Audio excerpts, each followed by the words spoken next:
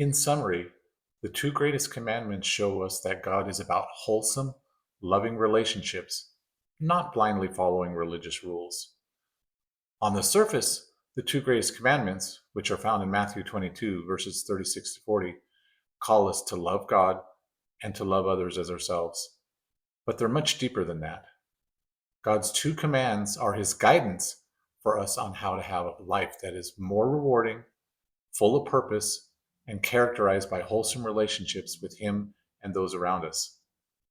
That sentence is deeply important and worth repeating because it summarizes all God has to say to us about this time on earth and in heaven.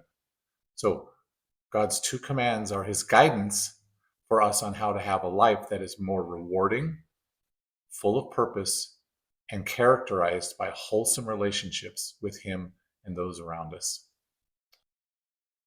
So, the real goal. The Old Testament times were a time period or age where God was showing us the rules if we want to earn our way to heaven. They clearly show us that we can't do that.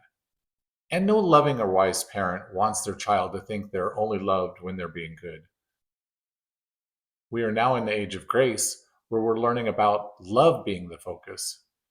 The Ten Commandments were clearly commands because the focus was on rules. But the two greatest commandments summarize all of them and go a layer deeper into our heart attitude, not just our outward actions. They expose whether we are seeking and trusting in self or truly trusting God and caring about others as much as ourselves. When we're primarily seeking self, it corrupts relationships, both with God and those around us. When we love others as ourselves, it builds relationships. Note that the 10 commandments of the Old Testament were do this and don't do that statements. Jesus summarized them in two statements that are about love-motivated relationships. So, the first and greatest commandment, which summarizes the first four of the 10 commandments, surfaces if we really do see God as our all-knowing, all-loving, all-powerful Heavenly Father. While many people do not have a good example of a living under a wise and loving set of parents, God is perfectly that. In 1 John 4, verses 18 and 19, it says, "Perfect love casts out fear, and we love him because he first loved us." We love him because we see he is far more loving and wise than us, and so we seek, listen to, and trust his counsel. When Jesus walked this earth, he said that he is the exact representation of the Father. You will notice that Jesus spent his time here counseling, healing, and sacrificing himself for us. That is what loving and wise parents do. They counsel, discipline, and bless, all in an attitude of trying to help us mature so that we can live healthy, purposeful, and rewarding lives. The second greatest commandment, which summarizes the last 6 of the 10 commandments, surfaces if we really do love others as much as ourselves. Jesus gave some examples of that in Matthew 5. 2 examples. 1, Jesus said, "You say you've not committed adultery, but I say that if you lust after someone, you have already committed adultery in your heart." Think about that. If you're lusting after someone, are you primarily thinking about their good or yours? Will you project the care and concern for them that builds the relationship?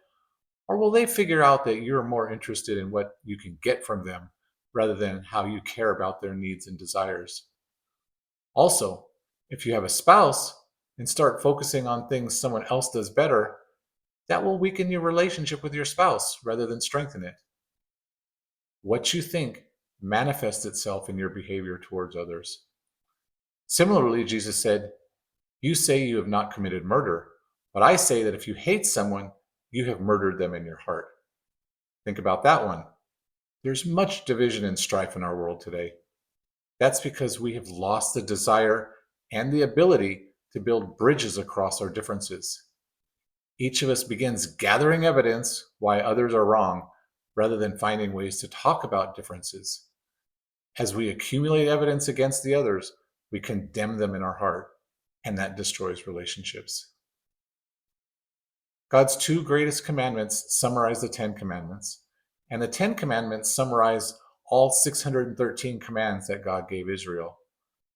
The divisions and strife in our world are because we don't follow God's truths and his wisdom for us, and you should be hopefully seeing that in those two examples that we just gave. Again, God is not focused on perfect legalistic compliance. He is looking for heart attitudes of love for him and those around us. God proactively showed his love for us by sending his son to let us know that he loves us even in our imperfection. He is showing us how to have unconditional love for family, friends, and even our enemies. And you can see that in the parable of the Good Samaritan. Are we willing to trust in his truths, or will we remain part in the problem of this world? The two greatest commandments will help us have better life here during this blink of an eye, 80 plus or minus years on earth.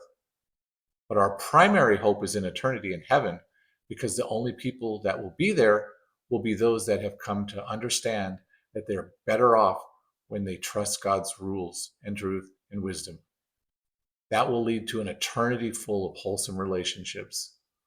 That is heaven. Thanks for listening.